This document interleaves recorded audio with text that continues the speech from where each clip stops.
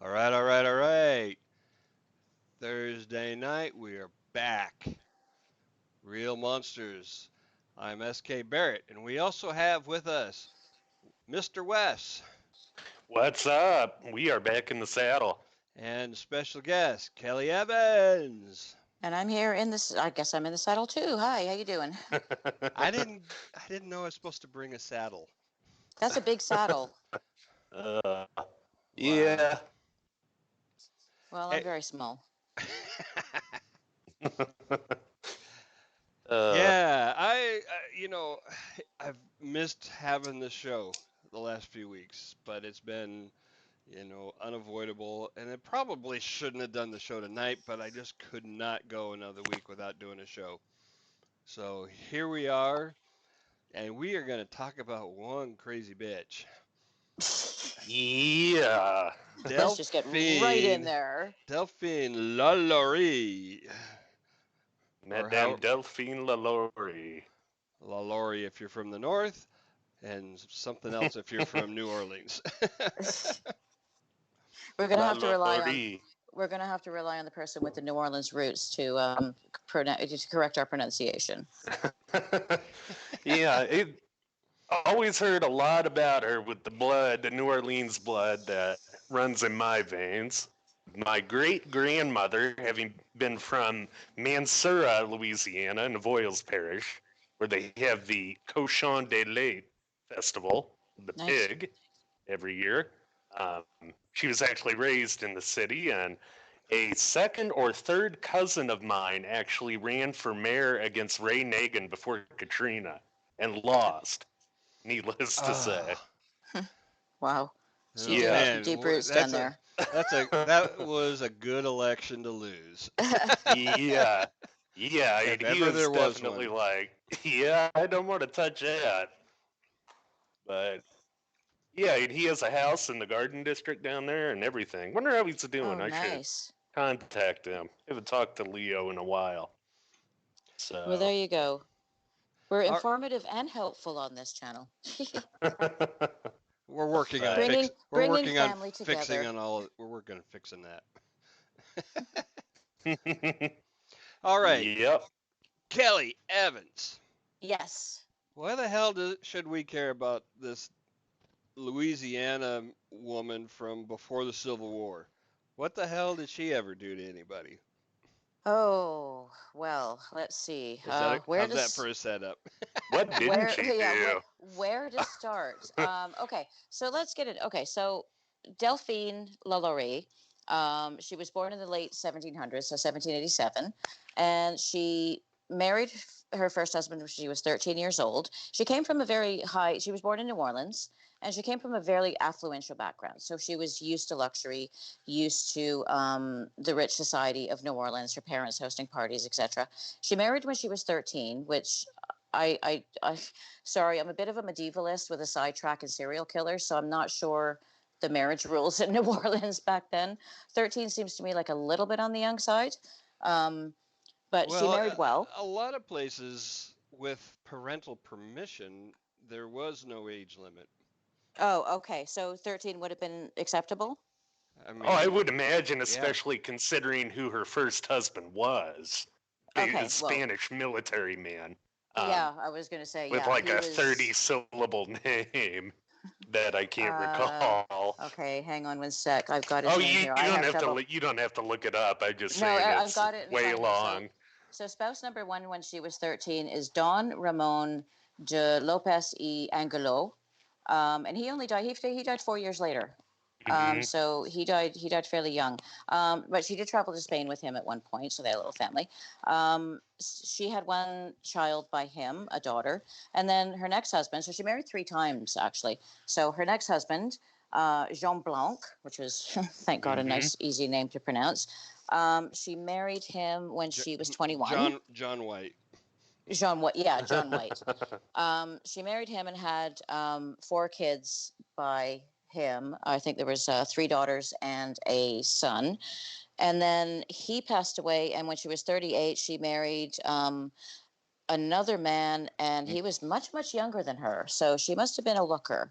Dr. Nicholas LaLaurie. Yes, that's where she gets the LaLaurie part from. So that's basically just in a nutshell her marital life, her kids. She had ended up having 4, 5, 6 kids in all, and she was a socialite. She was described as being incredibly beautiful, incredibly polite, very gracious to her guests. She basically was the go-to person for anything that was going on in New Orleans. She had connections all over the place. She had some fairly influential relatives. One of her cousins was the mayor of New Orleans at one point. She had an uncle who was another politician. And basically, if you were seen at her soirees, that was it. You were made. So she was some pretty hot stuff. Um, she had a building built while she was married to her second husband, and it had 3 stories, including slave quarters. And she had this built with her own money, so she was rich.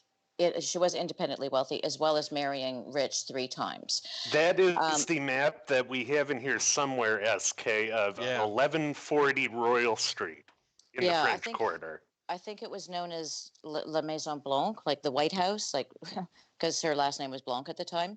Yeah. Yep. And they ended up moving. So she lived there with her daughters and her last husband, and this is where everything was discovered. So we don't know much about her life prior to living in this house, and her treatment of her slaves. By all accounts, she was actually in public. She was very courteous to her slaves. In fact, the house caught on fire, and that's when everything was discovered. But 2 years before the house caught on fire, she actually freed 2 of her slaves voluntarily. So everybody One of around her, those was from her second husband. His dying wish was to have the what was his name? Oh, I can't uh, remember the slave's name, but his dying wish was to have him yeah, freed. there were two. I think there were two That older was the men that reason she for said, yeah. one.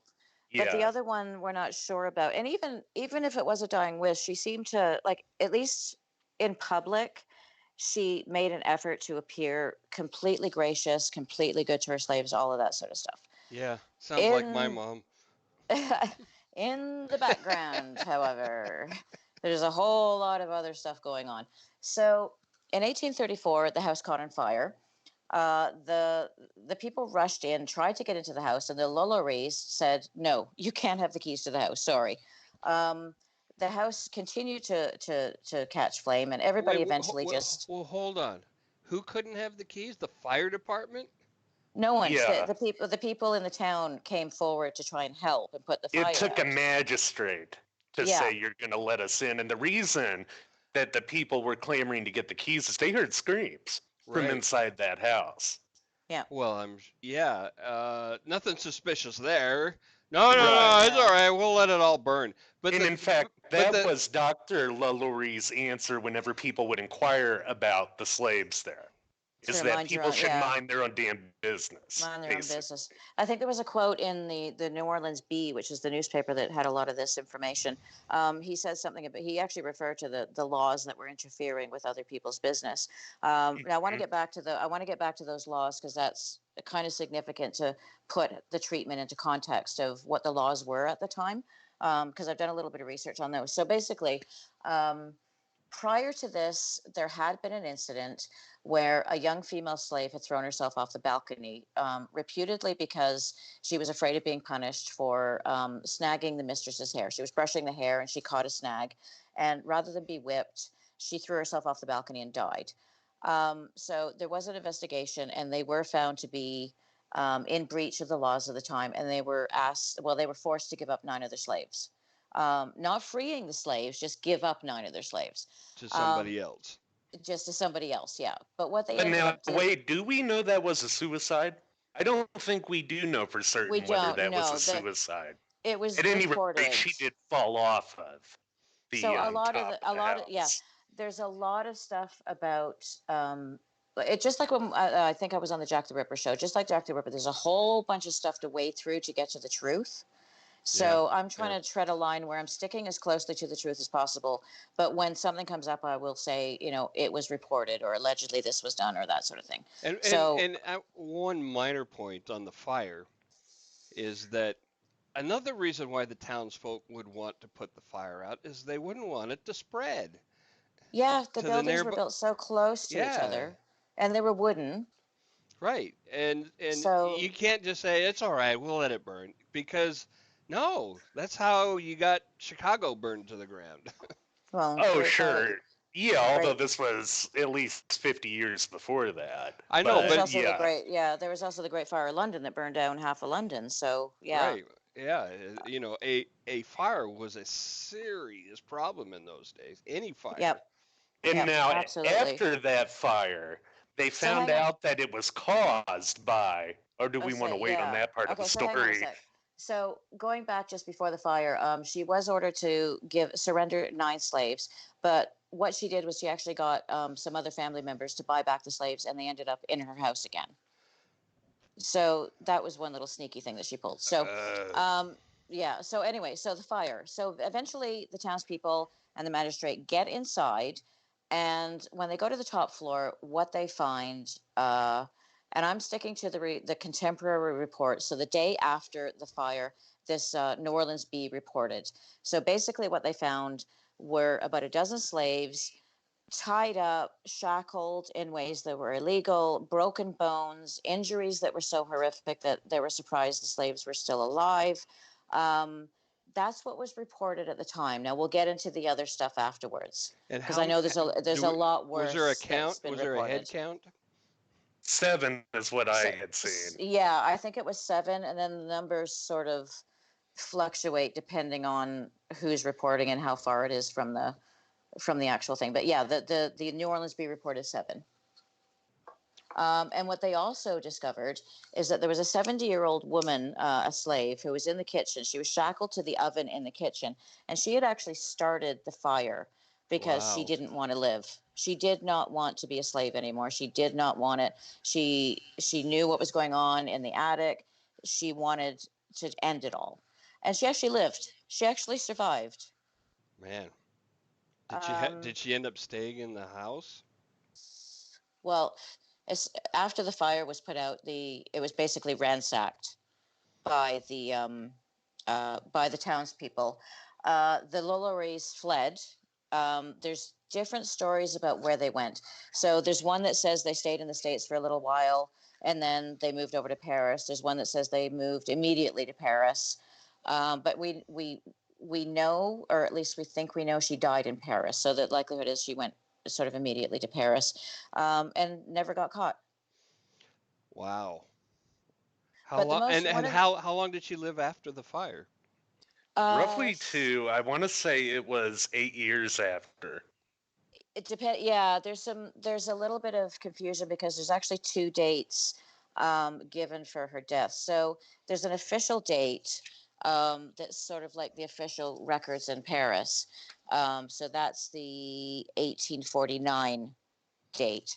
But then there's another, someone found an old plaque that supposedly is like a grave marker for her that says she died a few years after that. So I would go with the coroner or whatever, the official record. Okay, so now. So she managed to, yeah. Oh, and hang on, there was one other thing. Oh, one of the most horrific things, actually, in my opinion, was the slaves that were rescued from the house were not, were not shuffled away to another house or treated or put into a hospital or freed. They were actually put on display for the townspeople to come and see the horrific things that the LaLauries had done. Oh, So, like a sideshow? like a sideshow. So, just to add to everything else, they then had to stand there while everybody else came up and prodded and poked them and exclaimed over the injuries. So, Wow. yeah. So that's basically the LaLaurie story. That's the closest we can get to, I guess, the truth as possible. Um, now, 2 years later, actually 4 years later, there was a reporter. Her name was something Martineau, Suzanne Martineau, and she started publishing stories about the whole LaLaurie thing. And she had actually been to the town 2 years after the fire and talked to the local residents. And that's when a whole bunch of other stuff started coming out. So you got to take the Oh, stuff that Martineau writes with a grain of salt. because it's at best secondhand. Exactly. It's from the townspeople. She visited the town to get her information 2 years after the fire, 2 years after the whole thing happened. And by that time, you know what townspeople are like. They want a bit of attention. There's a reporter in town. How can I make myself sound important? So a lot Well, of the stories are going to be plus puffed up. plus all of the gossip in town would be Yeah, like, "Oh, did you hear this and did you hear that?" And then it just everything grows out of proportion. exactly. But So it's also important to sort of stratify the sources there because there was another one that came out about 1946 that spread a lot of misinformation. is that the George? Ghost Uh, Stories of Old New Orleans, I think is the yeah, that's title. that George. Is the George something? Yeah, I know who you're And I talking would about. definitely take Martineau over Oh, whatever that yeah. 1946 Tome has to At say. least she was closer. It's Harriet Martineau. Sorry, not Suzanne. At least she was closer to the source. Yes, absolutely. Yeah. Yeah, the other, I'm still trying to find the name of, I know who it was, 1940s. I'm sure it was George something. I don't remember his name, but I know the book you're talking about. Hmm. All right, so so between fact and all the rumors and fictionalized accounts and all the bullshit, what's the best guess on the number of people she killed? Hmm. You have well, you have the 7 that they got out, and then you also have the ones that they found under the floorboards. Yeah, let me go into that actually. The history of the property is actually kind of interesting because after the fire, it stood derelict for like years, just years. No one would go near it, and at the time, the property value was it just wasn't as good. People So wouldn't even walk on the same side of the street as the yeah, property for there was years after that. there were rumors that the house was haunted and that there were but so no one touched it basically. So after a while, in the like mid 1800s, they opened up a high school for girls. And then after that, they opened up a music school, a very high class music school in the building. And there were numerous reports of groans and people screaming and ghostly apparitions. One girl woke up and there was like a shackled man standing over her. Um, After that, it closed because no one wanted to stay there. It was that bad. Wow. So there was another person who was a recluse in 1899. I think his name was Jules Verney. He moved in, and he lived there for quite a while. And he was kind of like a hoarder recluse, and I think he actually died there. So he stuck it out. And then someone else built it in the early 19, sorry, Bought it. bought it the early 1900s, built up a bunch of apartment buildings. There were so many reports of ghosts that every apartment building was empty. So it was deserted again. And then a bunch of businesses moved in and they all had problems because either no one would come to the shops or the shops were too haunted. So they all moved out. Nicolas Cage owned it for a little while, and then I think he Like had some bankrupt. like Two, the actor Nicolas Cage? Yeah, yeah, yeah. 2007 to 2009, he was There you writing a go. horror novel that And never apparently, materialized. yeah, I guess he had some The financial problems. the So ghost took I it. guess there was some bankruptcy problems. So he sold that sold. And at the moment, it's actually a privately owned building. It's apartment buildings, and I don't know about current reports of ghosts. But if you go on one of those tours of New Orleans and they say, "Oh, we're stopping at the," you are literally stopping at it. You are not allowed into the building.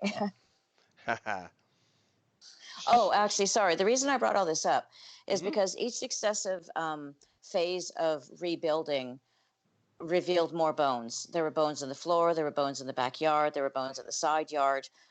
They just found pits where they where slaves were buried. like multiple bodies per grave kind of concept, mass Yeah. grave kind of things. Yep. In And the basement of the building itself, as well as outside the building. what's the best guess then on Oh how many God. people? I haven't seen one. I haven't actually seen anybody attempt it. I haven't either. Well, in American Horror, she Kathy Bates says 68. Yep, I watched that this afternoon. Actually, yep. The Yeah. the the tour guide says, "Oh, she killed 117 women." She goes, "Oh, don't be silly. I killed 68. I kept them in a book." Yeah, I But the love. book Sorry, I probably love that burned up. show. Yeah, Kathy Bates Yeah, is yeah. awesome. Oh, she really is. Well, yeah, we'll get into the sort of like the cult of LaLaurie, and that's one of the reasons. If you've seen But the American Horror Story Coven, then you yes, know LaLaurie. season Well, 3. and it's when you said cult, they're kind of interesting. There's also stories about when she escaped, she went to the woods around Lake Pontchartrain and Yeah, allegedly yeah. stayed. This is another story that she allegedly stayed there practicing the occult for some time Yeah, there's after. I don't believe that for a minute. I don't believe a high society woman would live in the woods, would deign to live in the woods. I think she went for comfort. So I reckon she either went to, I think there was a story that she went to Alabama for a while, or she went to directly, Mobile and then Paris. yeah, I think either that happened or she went directly to Paris. Hmm. I can't see her living in the woods. No, no. I mean, there. It, it was The most still. It was elegant, still. It was still an age where, class was important, and yeah, when very and important. in your class there were the do's and the don'ts, and they were hard and fast rules. Yep, exactly. And camping was not one of those No, seriously. for her class. Even glamping was not allowed back then. I No, mean, no. yeah, I mean, if you're the toast of the town and you're the hostess with the mostest, and New Orleans high society, there's no way you're going to be caught in a camping tent. Right. Um, Um, so what kinds of things, what do we know that she did to the slaves? I mean, besides kill them. She did more than just kill them.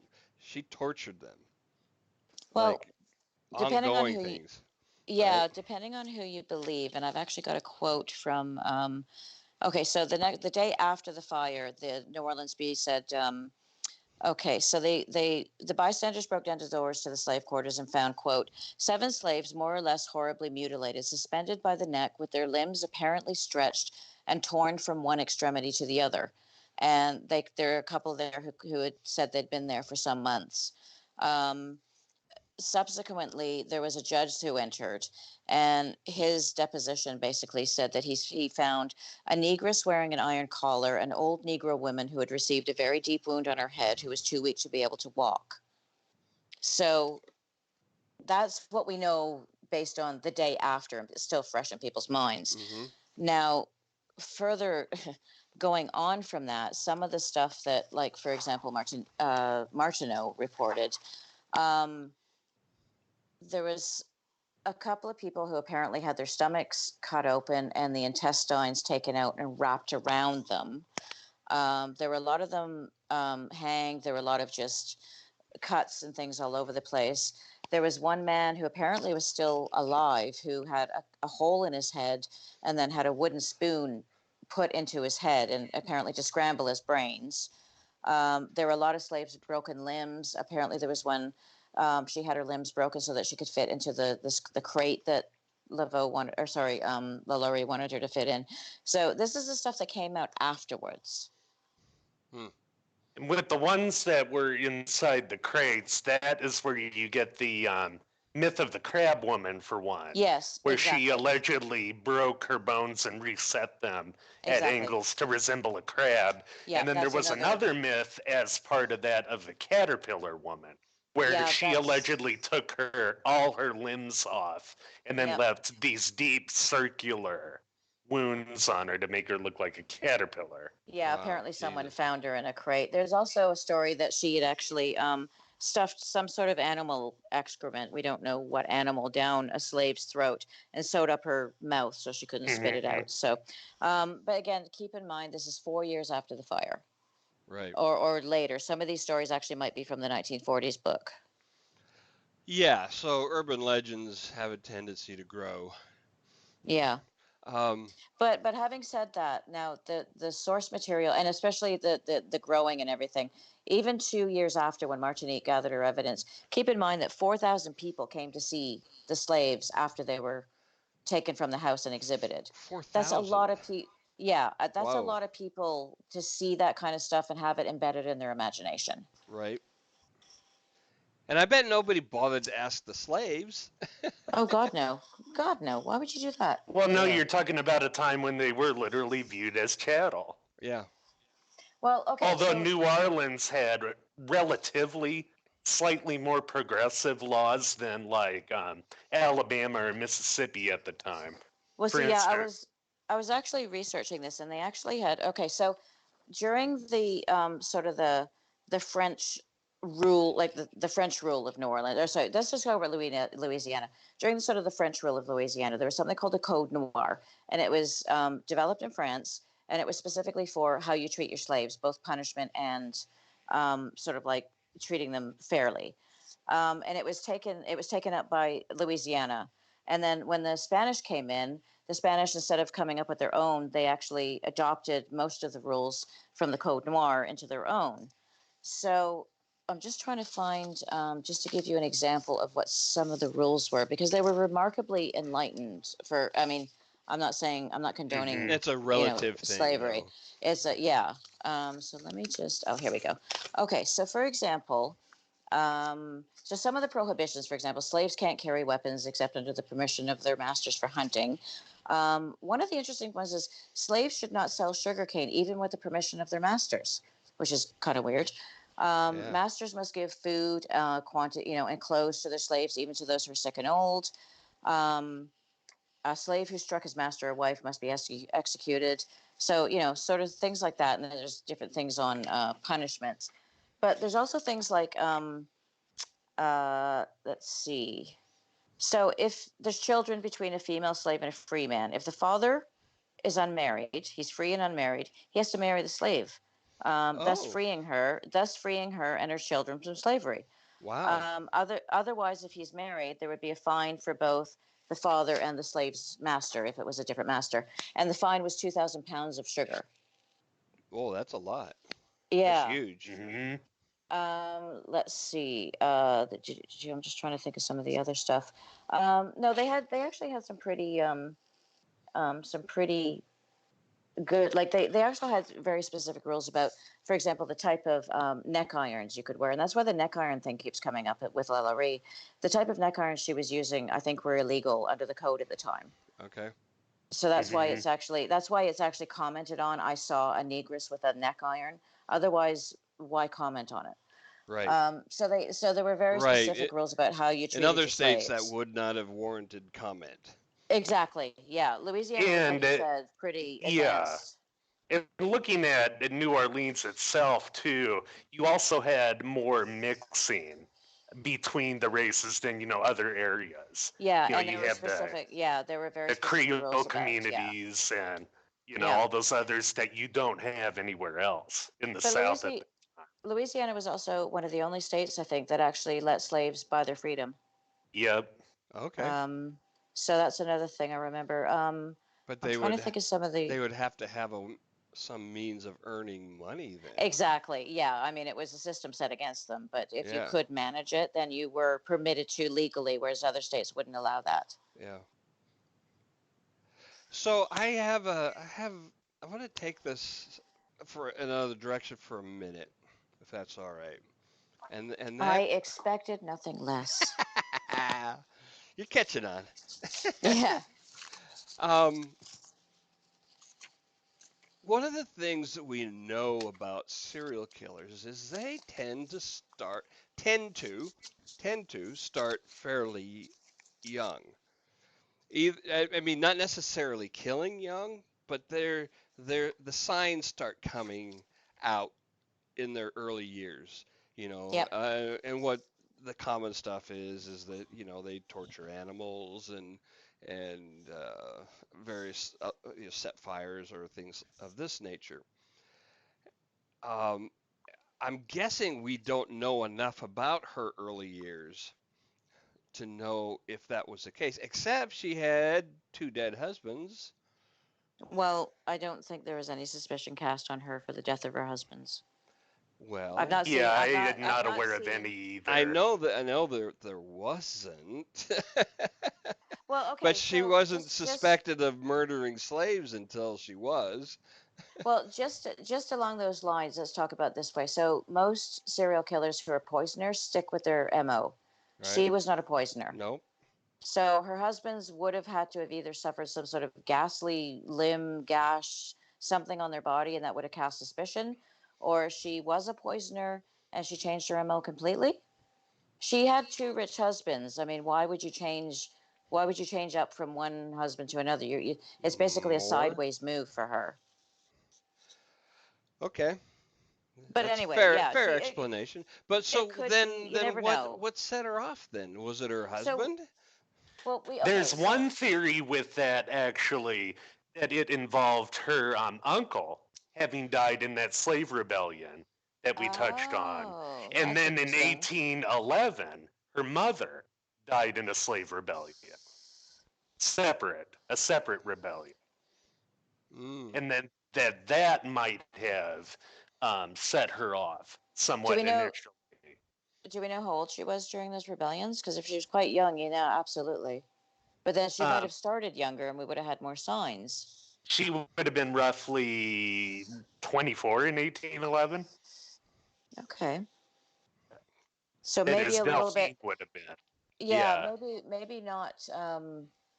maybe not mature enough for those feelings to have surfaced yet. But yeah, I was actually talking about this to someone earlier, just like, why did she do it?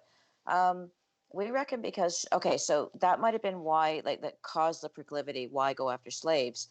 But the other thing is that opportunity. Yeah. She didn't have to go out and look for white people or look for people on the streets or stalk her victims. She Yeah. had a completely endless supply to do anything she wanted to in the confines of her own home. Right. So Up in their why would attic. you? So if you've already got that inclination, maybe she did, maybe she didn't. We don't know because we don't know about whether serial killers are born with something or not. And I don't even want to get into that. Um, and then the slave rebellions, both her uncle, depending on how close she was, and her mother, absolutely, because she was such a forceful mother. Then, yeah, absolutely. Then all of a sudden, she's a rich woman with tons of slaves and a private property And a lot of anger. and a lot of anger. Yeah, I reckon that's probably it. What about what about uh, Monsieur LaLaurie? What was Do we know anything about his Uh, level of knowledge slash? I mean, he had to have knowledge, but what about? Did he well, see, that's participate? the Did he thing. aid and abet? Did Well, see, that's he? the thing. There's no evidence that any other member of the family had anything to do with it. So it's only her that's demonized. But I reckon there's no way she could have done it without. Okay, so the daughters we know were punished by the mother for trying to free the slaves at times. Okay, So we know the daughters were aware that slaves were mistreated just by that. The husband was a doctor, so that's a bit weird.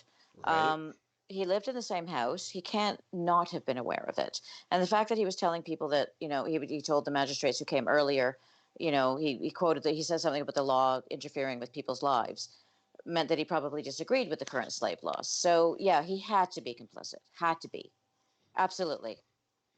Now, there is another conspiracy theory that goes around all that I don't buy a whole lot, that she was doing some sort of scientific experiments on the No, I slaves. don't. No, I don't. I don't I buy don't. that either. Okay, no. so If she you're doing, might have. if you know, what is it that Adam Savage says? The difference between science and goofing off is writing shit down. Yeah. Well, yeah, science is systematic. Right. Science is disinterested. Right. What she You did know, is not that at all. if you try and look at it, I mean, I don't know if this is a dangerous place to go, but I try to do this with some of my writing when I do the horror stuff. If you try to look at it from her point of view, and I'm going to do that, what she was doing is perfectly justified because even from a scientific point of view, she was learning more about the human body than most people at the time. But she And the was keeping and that the knowledge to herself. she was keeping it to herself. That's the other okay. That's where the argument kind of falls down. Yeah. Well, but one of But the if she things. was satisfying her own scientific curiosity, Hmm. on some level she knew it was wrong, obviously, because she kept them on the third story of her home and kept the doors locked and wouldn't let anybody in. But on Right. another level, she completely justified it by, going with the scientific theory. She might have completely justified it by just saying, I'm furthering my knowledge, my own knowledge of science here. How cool is this? To what end? I mean, but The because pursuit of knowledge. okay. So, Okay, she was but sick in doing it, but see, Michelangelo furthered his knowledge of anatomy for artistic purposes by, dissecting corpses. yeah, at least he got the And dead ones, though. right, and it wasn't always legal what he did, No, I know. Okay, well, we're basically but we're just but still, we're but dissect. still, he was using dead people, Yeah. and he So had a basically, purpose. we've just dissected the whole conspiracy that she was doing it for science. Well, and there's another interesting part of that again, I don't believe at all, but that Nicholas, the doctor, was involved and he was studying ways to use mind control over the What? slaves. Yeah, this Oh is my another part of God. that. I think Where they do you probably get get these that from the conspiracy spoon in the things? brain. I mean, there's no Yeah. proof of him, but yeah, I Well, think that might just be from the spoon. the spoon in the brain again comes from years after the event, and then it turned into, well, there was more than one guy that had the spoon, his brain scrambled. So it's kind of like you go from the original seven where this guy wasn't discovered to 4 years later, oh wait a minute, I remember there was a guy with a spoon in his brain, to, oh, there were a bunch of guys who had spoons in their brains. It's Right. like, oh, come on. It's like, Well, that's why it's a conspiracy theory, Kelly. Oh, sorry. Yeah, Okay. but yeah. I want to I want to touch on something about some other known serial killers. One, well, there's Harold Shipman. He was a doctor in England, right, in the 70s. Yeah. He Yeah. killed what, like 200 people, right? I mean, Mhm. incredible. Also in England, there were a couple of cases where it were a man and a woman couple, and in in at least one of those cases, I think they I said, know. I know who you're talking about. yeah, yeah, they said that she would never have been a killer without if she had never met him. Yeah, I know. It's a stupid defense. Well, it's not so much as a defense as much as talking up how you know in uh, how your close associates affect you, right? How you can get Yeah. drawn into things. I mean, granted, she had this was who was Wests, the Wests.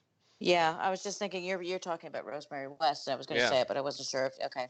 yeah, and how if she had met somebody else, I mean, she still had sociopathic tendencies. There's no question about that.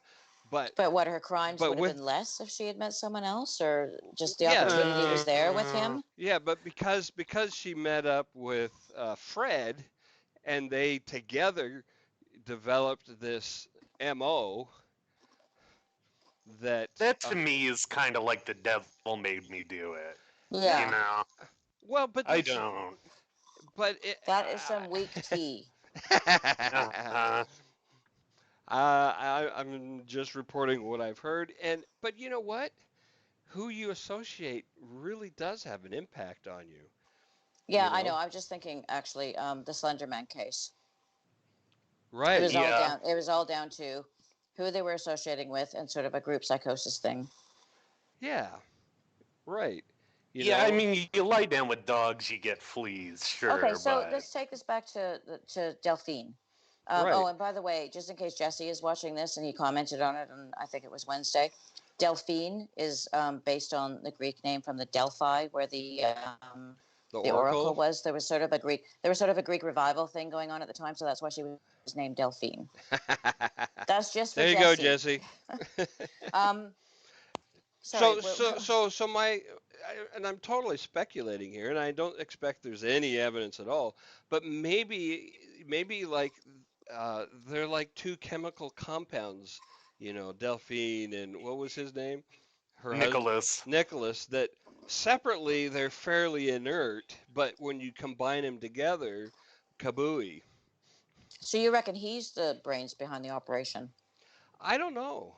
Um, he might have just been totally you know, Complicit. complicit. He might have been totally dominated by her. I do Um, know that his work kept him out of the house for many hours during the day. well, yeah, And that, we also know that she was a lot older than him. So she and we also Yeah. know that the child she had with him was born out of wedlock. oh, So she must have either been fantastically gorgeous to attract a younger man at that time. And I'm not saying that to be sexist. I'm just saying there were probably a lot of young women around at the time, and he probably could have, snagged someone more closer to his age. right. A Or successful she, doctor is, or she had some sort of hold over him. A younger man with some money, too. I mean, he Exactly. didn't have nearly as much as her, but he But did still, he was still. he was a catch. Yeah, right. I think the Well, amount actually that I read was she was worth about $66,000 when they married, and he was worth about two Oh thousand. wow. So you see, so there's but two something thousand weird dollars was going. a substantial Yeah, estate in those Yeah, days. yeah, that's my point. He Yeah, bought but some there, but he didn't have nearly as much as her. but but by the contemporary standards, he was still a catch. And the fact of the matter is, absolutely. Right. he went with an older woman. Yeah. He had sex with her outside of marriage. They had a son. They finally got married. There's some, I don't know. It just sounds like there's some sort of weird control she had over him. But you know what? Speaking from the male perspective, one of the things that meant would have meant to him was he didn't have to ever wonder if she married him for his money. Okay, yeah, that's true. And But so, isn't that a strange? That's kind of a strange reason to marry someone. no, well, I'm not saying it's a sole factor, but it Okay. certainly plays into it's something to consider. It's like, he goes to these social parties and these balls and all these things and all these fluttering fans around the room trying to land this, attractive, successful doctor. And he's got to get tired of, the gold digging going on around him. Wasn't that one of the main reasons that people would marry back then, though? It wasn't romantic love. Oh, I mean, absolutely. that notion is modern, Absolutely. romantic love in marriage. It was starting to come into vogue though. Yeah, yeah, I guess. But Around still, that time. I mean, but it took a long time to completely replace it. But still, you gotta go, ugh, they don't care about me. They just see a wallet. Yeah, I can see that. And this woman over here, He went to such an extreme, though. how much older was she? I want to say Let me. 30 some years. Yeah, Whoa. Oh, okay. That's that's okay. you sound shocked. I Well, I can't mean, believe you're shocked. well, I'm a little bit, but I know plenty. No, I don't know. I know of several marriages that are 20 years apart that Actually, you know were what? really super happy. I would be interested to find out whether he actually lost his mother at a young age, because Ooh, that way he would be attracted to an older woman. yeah. Or am I wrong? No, I, that would make sense uh, from like a Freudian view. yeah. I'm not a Freudian, but anyway. Yeah, no, I'm just Well, I'm no, not I'm just either. thinking. I know, no, but I know. But I'm not if a he did Freudian of lose, anything. if he did, oh God, the descent begins.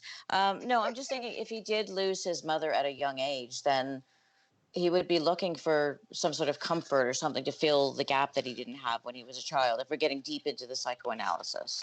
I mean, when you're right with something like that. Yeah. No matter where it comes from. And it also would have meant that control that I said she might have had over him, the Whether influence she had over him would have been stronger, because if she was like a wife and a mother figure to him, he would have done anything for her, like keep her secrets. the flip, the inverse is, maybe the mother didn't die, but he was like a mama's boy kind of thing, Yeah, maybe. and was looking again to replace that mother figure, but she may not have necessarily been dead. Great. Now instead of writing my book tomorrow, I'm going to be looking up Madame LaLaurie's husbands By and the way, whether. what is the average recovery time from being on the show? Well, I was looking at the last time I was on the show, and it was the beginning of March, so about 6 weeks. And I'm still not quite recovered, but I'm on the curve up. So I still need the wine to, Well, do the show. you were on the curve up. And I know you're doing a special Mother's Day month next month, so Yeah. I'm not sure if I'll be invited back. Oh, absolutely. Well, after taking over Jesse's show yesterday, I wasn't so sure. Sorry, You, back to LaLaurie. I don't care what So you do to anyway, yeah, Jesse's show. Oh God, I was all over the chat board. I'm pretty much take over the chat board on Jesse's show. Um, so anyway, there was Yeah. something else I wanted to mention. Okay. So LaLaurie, people basically know her better. She does have an Irish background. So I think it's her parents or her grandparents were, no, her father was Irish. So she's actually got a very sort of Celtic background. Hmm. But in popular, Maiden name McClaffrey, yeah, something like that. yeah, they actually had a they sort of they less Irished it. I don't know, whatever the name is. So basically, I was looking at some of the stuff she's been in, and there's tons and tons of stuff. Apparently, she's appeared in all sorts of TV shows and video games, and she showed up as a character in a board game called Evil Baby Orphanage, which I must own at some point. So I thought that was hilarious. Obviously, she's been in American Horror Story. On the other hand, is there any other kind of orphanage? You know what that probably comes from, Kelly, is the legend of the devil baby of Bourbon Street, and how Well, I'm trying to figure out whether it's Evil Babies Orphanage or Evil Babies, and the evil is the orphanage for babies. Like, is it Evil Orphanage or Evil Babies? of that I'm not sure of, but I yeah, have to that find devil baby story is an interesting one in itself. I don't know if you go guys on. have heard that. No. Allegedly, it was this baby with very severe birth defects and like horns on its head to where it did look like a devil that was born to a voodoo priest. It was adopted in the story by Marie Laveau, and it was christened by Madame LaLaurie. It lived to about 5 years and was no more. But Okay. is interesting. After that, in the communities, the Creole communities and the communities of slaves in New Orleans, there was quite the cult of the devil baby where they would make dolls of it and hang it out in front of their windows to That's kind protect of awesome. from the spirit of the devil baby coming in and taking their soul. Man, I've been to New Orleans. I want to get back down. I've been down there pre Katrina, and we did the whole. I was actually down there during Mardi Gras. It was a business trip, but I lucked out. And I've been to Marie Laveau's voodoo shop, which was like amazing. Yeah, like we were talking about later, just the LaLaurie showing up in American Horror Story. Yes, Marie Laveau is part of the story, and in the story, Marie Laveau sort of gives LaLaurie something that gives her eternal life, and then she buries her for 200 years, etc., etc. There's no evidence of any of that happening, but What? No, there's not. Again, it's the whole thing. Would if you're like one of the richest women in New Orleans, would you? You're not going to go camping. You're not going to go to the black area like of For New Orleans to get your hair cut. You're gonna yeah. at the very least you're gonna get someone into your house to do it. So, um, but yeah, no, I've been there. I've been. It was awesome. I love the Marie Laveau's shop, and I still have a blessed alligator foot from the shop. So, I'm hoping it'll help me with the writing. No, it's It's actually very. interesting. All those dolls disappeared for quite some time, and there was a psychic artist down in the city who resurrected them and sort of made them and made new incarnations of them using Really? the old ways that they would make them. The He Oh devil wow, that's sold very baby. them cool. on eBay, and allegedly the people who were buying them were having horrible phenomena happen. With the dolls getting moved for no explicable reason, and things being ransacked, and all sorts of weird, Okay, stuff so happening. Okay, so this is a true story. I when I was down on my business trip, I went into Marie Laveau's voodoo shop. I bought myself like a couple of keychains, like a breast alligator foot and a blessed swamp rat foot. And I also bought a little tin of something that was called Lucky Lottery powder. And I took it home. And I know, okay, I swear to God. And my family at the time, every Saturday night, everybody met at my grandparents' house. We had fish and chips, Scottish family, and everybody bought lottery tickets. So I sprinkled everybody's lottery tickets with this powder. And I swear to God, the next week, my uncle and aunt won $10,000. Yeah, Wow. I So bet.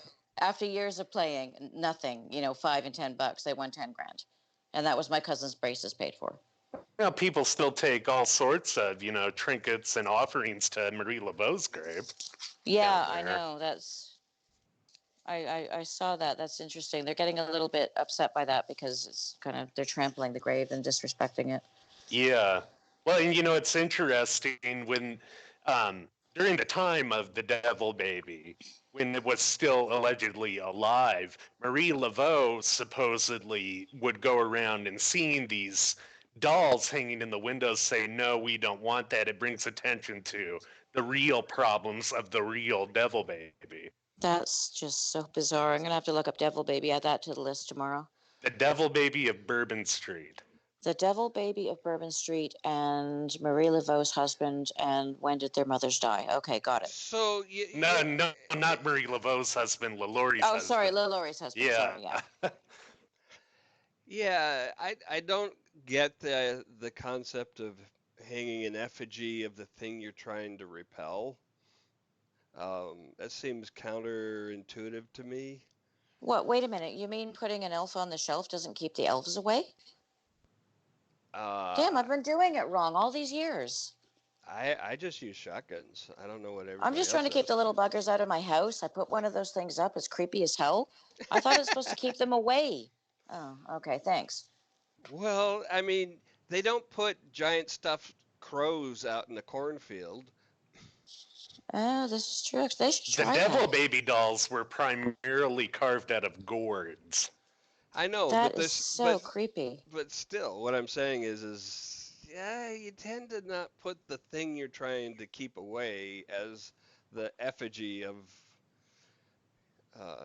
the I effigy think that you that use. I don't know. Maybe it's That's a I, true voodoo thing. because I that's think true the because how thought many? pattern was that it would see itself and be so scared and repelled, kind No, of like looking in a mirror. I understand this Was reasoning because all those horror movies where there's a scarecrow and it comes to life and it's really creepy and goes around killing everybody. Obviously, if you put a scarecrow out there, it attracts demon scarecrows. So bad Right, idea. Yeah, right. bad idea. Exactly. Exactly. if you, if you want to keep a demon baby away, maybe put a, I don't know, demon teenager out or something instead. Okay, so last time I was on the show, we discussed Rasputin and we ended up solving the mystery of the Loch Ness Monster. So now we're talking about Delphine and we're now on to demon babies. Okay, just a little check there. For those of you keeping score at home, the Devil Baby was actually a legend that I had never heard until I read up on Delphine again today I've never and heard looked that at one. That's some awesome. I love sources. it. I love that. I'm gonna have to look it up. So Very There's a interesting. horror story right there waiting to happen. Go, one of you. Devil baby. Yeah, there's so much interesting history down there in New Orleans. There really is. I love it. I just I don't know. I'm not.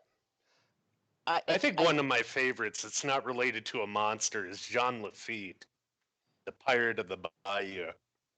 That's a cool adventure story I've always liked. Oh, okay, Jesse. There's a guest for you. Talk about that one.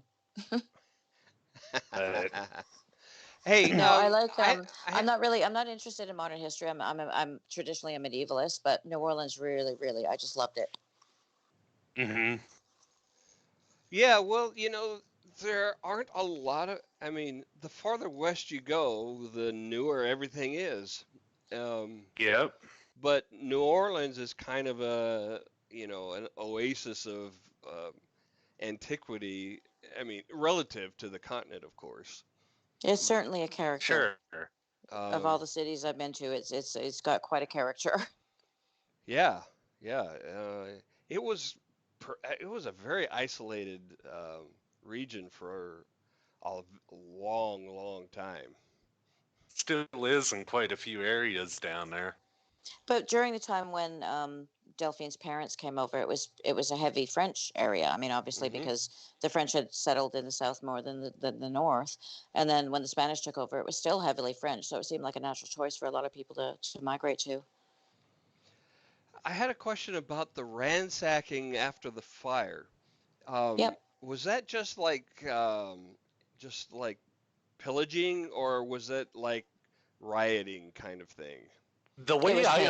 understood it, it was a bit of that, but it was also more people being enraged at what they saw. Yeah, they were. I think it was a, what do you call it, like a uh, mob mentality. So Lynch everybody mob. was, yeah, everybody was very, very angry.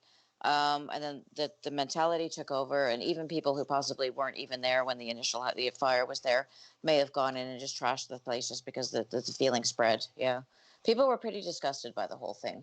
Yeah, oh, Given that there yeah. were, given that there were a specific set of rules, and we know they were enforced because, unfortunately for those 9 slaves that she bought back, unfortunately they weren't freed, but the rule did apply there, and she did actually, give up the slaves initially. So we know there were people keeping an eye on these things, Hmm. um, and we know they tried at least. I'm not trying to justify any of this, but at least there were people that were trying. So yeah, most of New Orleans was pretty outraged by this. I think that's a good point to make because I think in my mind and maybe in other people's minds, um, you kind of think of the years of slavery as like, well, I own these people and I can do whatever the hell I want. Yeah, but the other thing is, actually, I wanted to point out, one of the rules about owning slaves, from the, what did I with the Code Noir, was actually that slaves must be brought up Roman Catholic, which means that they were actually considered humans. So Ooh. they actually, yeah. hmm So the fact that they were actually considered smart enough to understand the dogma and all the doctrine of Roman Catholicism, and they were being treated like other, like white kids, you are being brought up in this religion, meant that they were considered humans. So at least that was a step up from a few years back. Yeah. Well, and that's even a step up from other contemporary areas, Well, from other states, places yeah, like, yeah, yeah, like exactly, Mississippi, Alabama, Georgia. yeah, exactly. Yeah, this is Louisiana specific. You know, Right. and part of my point is, if this had taken place in Georgia, would people have been as upset? That's a good question, actually. Oh, Another thing And I and touched and I'm on not in I'm not reading picking about it. I'm not picking on Georgia specifically, but as an example no, but of the like a other. Right. non-Louisiana state. Well, I've been reading up on all of the sort of the history of sort of like the different regulations that we're going through, and the different, like, the sort of the history of the whole thing. And there was, towards the end, when LaLaurie was doing this, there had been so many revolts. There had been a lot of organizations founded to support the blacks in the South. There'd been a lot of newspapers started that were strictly for the purpose of reporting things that were happening in the South to the black people. So there was Really? enormous amount of pressure, not just from the North to the South, but within the South itself, to recognize slaves, to treat them better, and God, to slave them, or sorry, to free them. So I would imagine the people in Georgia at the time would have been under the same amount of pressure and would have been just as offended. At least I hope. I I mean, was reading you would hope. something that ties into that rather interestingly, and this gets back to the medical idea. Hmm. There Yeah. were slaves were commonly sold in Atlanta specifically at the medical schools for Oh God. experimentation on them. And this gets back to around the time of Burke's bodies, Right. which I'm sure you know the history of. Yep. Where it was common that they would go out and get a few of the blacks at the medical schools that they would basically take with them back to the places where the medical students were staying. Yep. And they would experiment on them over the weekend, and they would do all sorts of things to them, and then they would have to be buried come Monday. I mean, Charming. that's Mangala level shit, man. Yeah, it Yeah, really is. yeah. So, honestly, I don't think there would have been the same level of outrage in Georgia. Right. Okay. Well, keep in mind also, I guess Louisiana did have these rules a lot longer. Like they had them in place during the French occupation. So they've had them in place since, the late 1700s, early, like late 1700s. So I Right. guess maybe the sensibility, they'd gotten used to the rules, and then maybe the perceptions were starting to change. I don't know. Yeah, possibly. Hmm. It, I mean, Yeah. at one point, I was referring to LaLaurie as, Madame Mangala, but that's probably not very nice. To Mangala. Well, she was just awful. yeah. Yeah, I mean, And I fully expect to be haunted by Delphine this evening, so thanks, guys. Well, and that was one other sad thing on Google when I was looking at this today. One of the searches was after Madame LaLaurie, feel sorry for her. Oh no, what? what? What? I Why? think it had to be because of American Horror Story. I didn't dig into any of the results there, but that was something that people were Googling. So, That it had to be American Horror Story because in the yeah, story, I don't know if you've seen Coven. Do you know how it I ends for her? have. Okay, Yeah. so she kind of does a little bit of a turnaround. She kind of shows a little bit of regret, and then she snaps right back into her old character and gets her just desserts. And no, I don't think there's any feeling sorry for this woman, even in a fictional sense. No, me neither. That's why I was shocked to see that. But Oh man, that's weird. So I have another possibility for how she got started on this. Okay. So the thing with sociopaths is that um, you know they th well let me just say that I so let's say that she was a society girl who lived a very sheltered life, which was true, very Yeah. wealthy, sheltered life. And so imagine then at some point after marrying LaLaurie, she in a rage, grabs a knife and slices at one of the slaves, Yeah. and then is maybe shocked at herself, and then goes, "Ooh, I kind of like that." Well, it's actually funny you you should say know? that because they actually do offer a little bit of an explanation in American Horror Story, and it has them setting up in the house in New Orleans, and the kitchen staff hasn't arrived yet. So LaLaurie has to cut the head off a chicken Oh, for them to eat that night, and the blood spurts from the chicken, and she's fascinated by it. And then a couple of days later, one of the slaves gets a really bad injury, and she's looking at it, and she kind of sticks her finger in the cut in his leg, and he screams, and she's like, okay, yeah, I kind of like this. So that's kind of along the lines of what you were thinking, I think. oh yeah, mm, yeah. it very well could be. And I don't think we touched on this part, but her weapon of choice, if you will, was a bullwhip. Oh really? Yeah, she was apparently very, very, very evil with that. Yeah. Um, That's what she initially chased the slave girl Leah up to the roof with, Yeah. and And she used that on she quite a was, yeah, few. she was apparently she was so terrified of the whip and the injury that the whip would do her. So this suggests that she's seen other people whipped and the injuries, that she would rather dive off of the balcony than suffer the whip. And now, since about 1970 in New Orleans, in their wax museum there's actually a scene of her and her slave, what was his name? I can't think of it. It was like her head male slave Oh, whipping okay. two others in the house. That's in their wax museum. Oh my God. When I was down there, I missed the wax museum and I love those. They're so cheesy. Okay. Next time, next time I'm down, we're kind of waiting a couple of years to see how things go with regard to traveling to the United States. But yeah, next trip down, I'm definitely got to see that wax museum. Oh, I should have grabbed a picture of that because there's a bunch of them online. Oh, I'm gonna go look. Okay, yeah, I'm gonna go look for that. That's Uh, hilarious. I'll look while we're talking here too because it's in. And man, I I can't remember the love, name of that slave.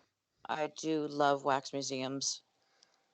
yeah, They're Let's see, so, they're with so the cheesy camping and creepy. possibility, I Oh, was that's, with the camping possibility with her going to Lake Pontchartrain. If there yeah. was enough pressure on her when she left town, she might have stayed there for a time. If she had no other choice. But was there like some sort of structure out there? Like, was there a cabin or like, I can't see her just, like, she wouldn't have had a tent on her when she fled. I can't see her just lying No, down I in the mean, woods and, like, no, there would have had to have been something there, and there would have had to have been a guide that took her, yeah, that way. And that's I don't where there know. was the theory that it was that same slave who was doing the whipping that Oh, I knew that see. area and helped her hide out there.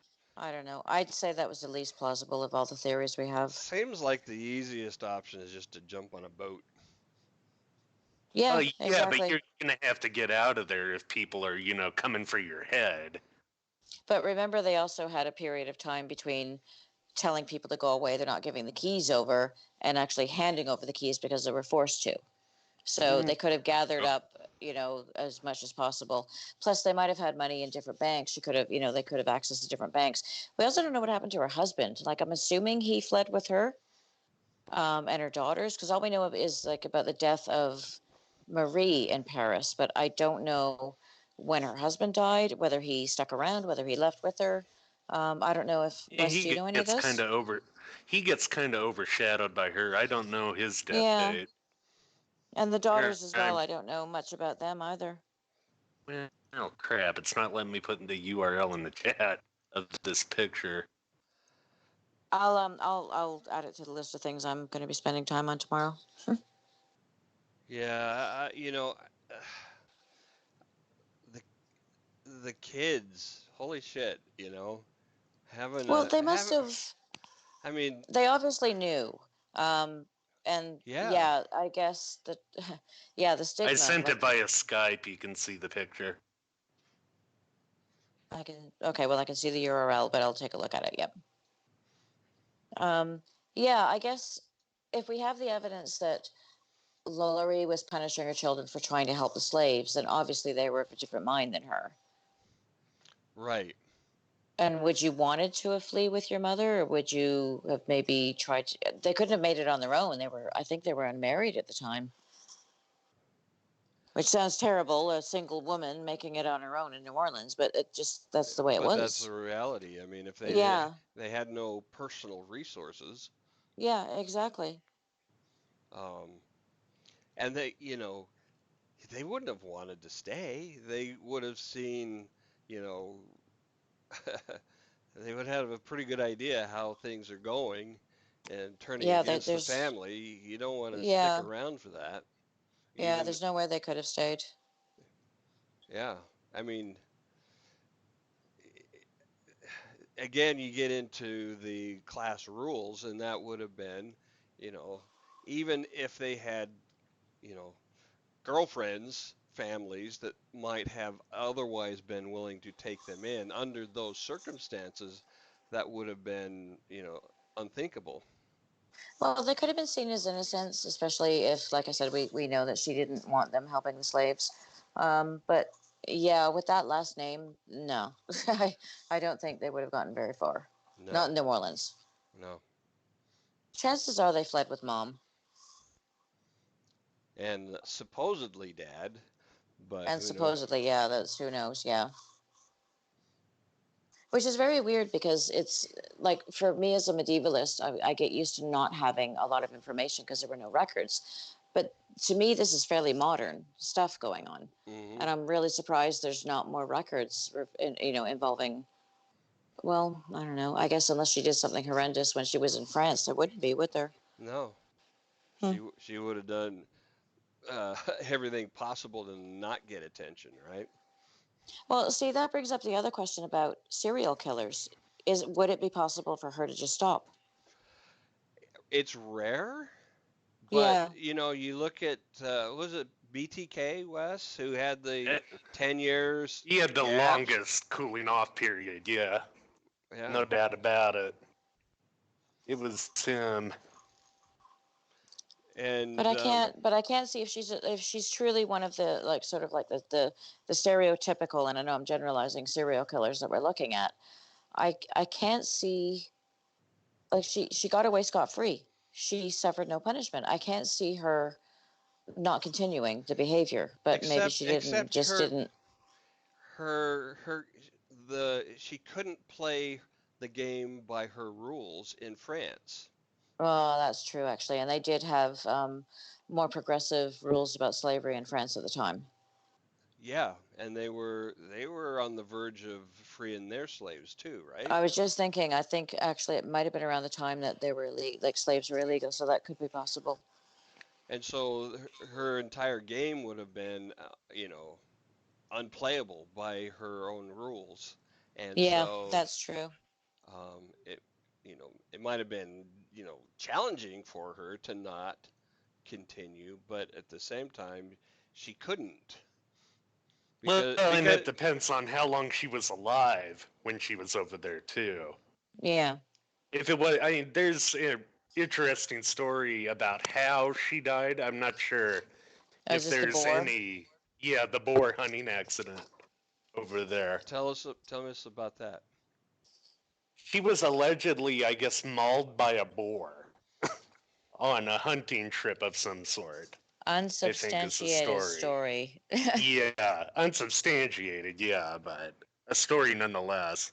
Oh, here we go. Okay, so remember I there was, remember I was talking about an author called George. It actually in 1888 George Washington Cable actually Oh, he wrote yeah. he wrote an account of Madame Delphine, and he based it on contemporary reports from the New Orleans Bee, but he also Martineau stuff.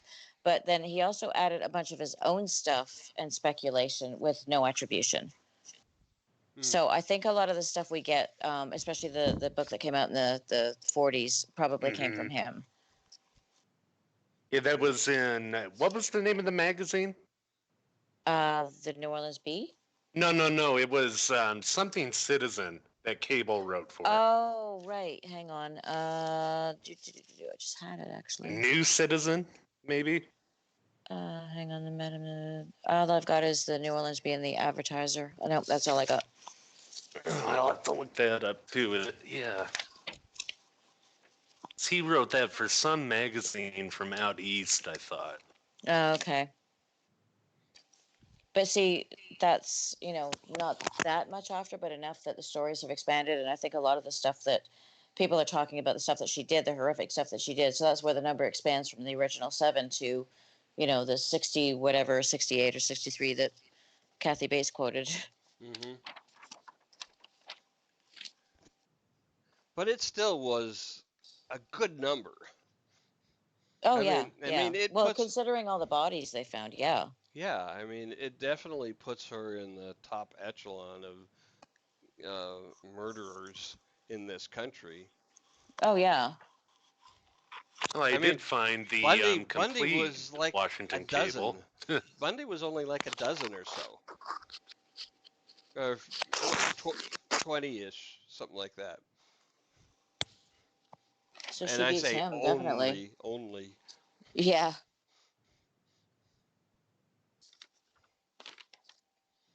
So, No, she wow. was pretty prolific. But the the truth is that they wouldn't have considered her a serial killer because at the time she was killing slaves, and sadly, even though the whole religion thing suggests that people thought of them as human beings, a lot of the people didn't. So, are you a serial killer if you're not, if you're killing people who aren't considered human? I think Well, they is wanted to do something to her, right? Because I mean, they were angry at her at what oh she was yeah, doing. They wanted to yeah, punish. They absolutely. they were wanting to punish her in some way. This Um, Okay. DeepSouthMag.com article puts the number at 54 between 1816 and 1834. Oh wow. Okay. And then I just did the math, and she lived a further 15 years. If you go with her official birth date in France or wherever. So after the fire, she lived another 15 years. and died at what age? I think she was 60, 62, 63, something like that. Okay. So, hmm. So anyway, yeah, that's pretty much all we know about her. It doesn't look like anybody kept track of her when she moved. We don't know where she moved to, so it's hard to keep track. There may be newspaper reports out there if someone wants to go into the research that, there was some mysterious disappearances or accidents, or, of she might have had domestic services servants who were black and who weren't slaves she was paying but might have had accidents. I don't know. Someday someone might find something that Yeah. will suggest that she continued her activities, but basically that's all we know at this point. Another factor in why she may have not continued is she may have lost a lot of physical vigor in her flight to Yeah, France. that's true. And she would have been on foreign soil. She would have been in a completely different environment, not her own house. She pretty much had the house built to her specifications. So, Right. yeah, so it would have been, well, I don't like to sympathize, but yeah, uncomfortable for her. Century Magazine is what Cable originally wrote it for. Okay. 1889. 18, okay. I think Yeah. he also wrote a book afterwards based on the research he did for the article called Madame Delphine or Delphine something. Yeah. I actually put the link for that in the chat. I Oh, found a cool. free copy of it at that latech.edu. Oh, that's cool. Okay, thanks. That was still 50 years after the fact. Yeah, I know. And Yeah. we discussed how things grow and you sort of mutate after the fact. It's just one of those things. I think it's like the Jack the Ripper story. There's so much speculation. There's so many people looking at it. There's so many different angles. There's, So you little know, documentation. exactly. Yeah. It's Yeah. just one of those things I don't think we'll ever figure out why. No, and she didn't keep journals or anything, apparently. No, Or but if they did, they burned up. It sure is fun to try and figure it out, though. I can't imagine she was a horribly introspective woman, Well, Delphine. she held all these lavish parties, so she couldn't have been that introspective unless she was just good at hiding it. Hmm. I know a lot of shy people. Well, I don't know. I know a lot of shy people sort of overcompensate for their shyness by being sort of really, really outgoing. But I don't get the sense from her. I think she was very confident. Yeah. I think Socially she would socially have. adept. Yeah, I think definitely. she would have been the type to say, you know what, my way or the highway, and I don't see any reason for looking No, internally. I don't think so. I also get the impression she might have been a little bit manipulative, sort of based on the relationship she may have had with her last husband. Hmm. Hmm. Well, I mean, yeah, it's not at all hard to imagine. I mean, again, she was 13 when she was first married, Yep. and to a rich man. Yeah. So she was, from a very young age, used to getting her way. Yeah. I mean, she married a social equivalent. The what was he, a general or a major? As Um. some higher up in the Spanish military. Yeah. But I get the impression he was a like he was an equal as with regard to economics. Right. So what I'm saying is that, from the age 13 on, she was used to telling people what to do and expecting them to do it. Oh yeah, she would have had to, she would have been expected to run the entire household. Yeah. So, So with the upbringing she had until that age, and then her expected role, she was brought up with the expected role of being the mistress of the house and running the household, and taking care of all of that. That was her role in society. That was what she was brought up to do. Then yeah, absolutely, she would have felt entitled. She would have felt like her way or the highway. Don't argue with me or else. but also, as you say, manipulative. The when the men and the women at these social gatherings would go into their respective part wings of the house, it wasn't all just pleasantries discussed. No, yeah. And I think her first marriage, what did I say? It lasted about 3 or 4 years or something like that. And she was Yeah. very young. So I don't think she was up to anything at that age. I think she was still growing into the role of mistress of the house, because how can you not at that age? Right? And I think after the first 4 years, after the first husband, she had started establishing herself. And then the second husband came along, and she was married for him for a little bit longer. And I think that's where she really sort of got her feet. She really found her feet, really started doing it. And then by the time she had her third husband, she was a lot older than him. She knew exactly what she was doing. She had a building erected in her own name with her own money. Um, she was in full control at that point. Yeah.